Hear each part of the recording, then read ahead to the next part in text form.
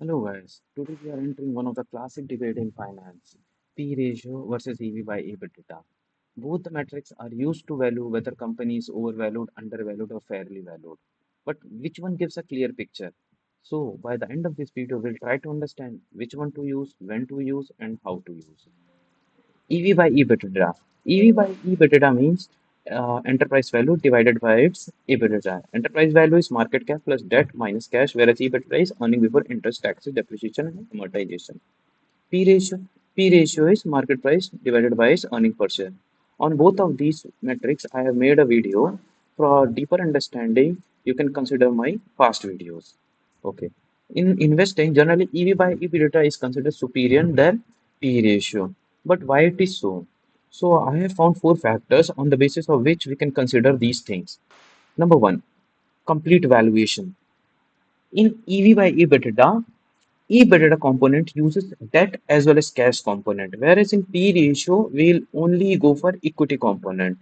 So, EBITDA gives more deeper understanding than comparing to P ratio.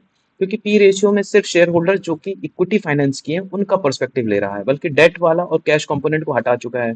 तो इससे क्या होगा कि उसमें P रेशियो में वो डेट का इंटरेस्ट पार्ट सब्ट्रैक्ट कर देगा, लेकिन EBITDA में वो पूरा पूरा डेट को कंसिडर करेगा। तो इसलिए वैल्यूएशन के पर्सपेक्टिव EBITDA ज़्यादा कंप्लीट है in comparison to P ratio. अच्छा, दूसरा पार्ट है ऑपरेशनल क्लैरिटी। EBITDA में जब हमने डेप्रिसिएशन और अमortization और टैक्सेस वगैरह नहीं हटाया, हम तब का अर्निंग्स लेते हैं कंपनी का।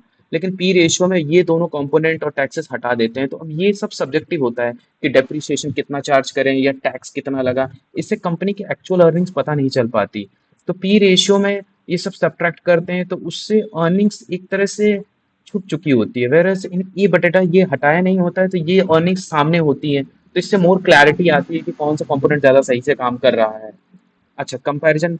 अगर कोई दो कंपनी जो कि डिफरेंट डिफरेंट इंडस्ट्रीज को बिलोंग करते हैं, जैसे मैन्युफैक्चरिंग और इंफ्रास्ट्रक्चर में, हमें उसका कंपैरिजन करना है, तो अगर पी रेशियो के पर्सपेक्टिव से जाएंगे तो वो नहीं कर सकते, लेकिन ई बी बाई ई बेटेडा के पर्सपेक्टिव से हम कर सकते हैं। वो कि क्यों? क्योंकि मैंने जैसा बताया, इनका कैपिटल स्ट्रक्चर मैटर नहीं करता।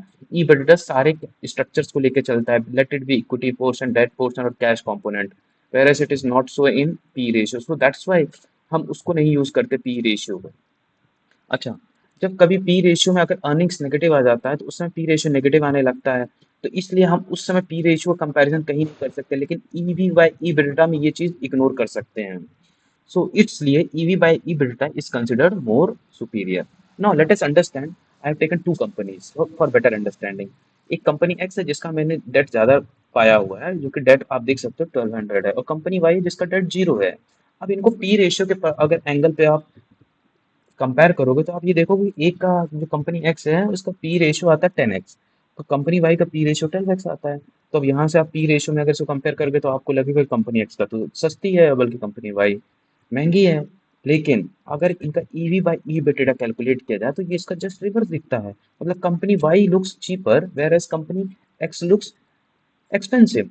And if you know investing very well, तो आपको पता होगा कि आप उस कंपनी में जाना ज़्यादा पसंद करोगे जहाँ पर डेट लेवल्स कम से कम हो, और वो कि हमें कंपनी वाई में मिलता है। तो आपके हिसाब से मतलब ईवी बाई ईबिटेडा कंसिडर करना चाहिए कि पी रेशियो कंसिडर करना चाहिए? So this is on you now. So guys, P ratio ज़्यादा आसान है कैलकुलेट करना, लेकिन ईवी बाई ईबिटेडा ज़्यादा कंप्लीट है, क्योंकि वो डेट और कैश कंपोनेंट लेके चलता है। So the key takeaway would be, don't rely on one factor, use both of them in order to cross check. Thank you.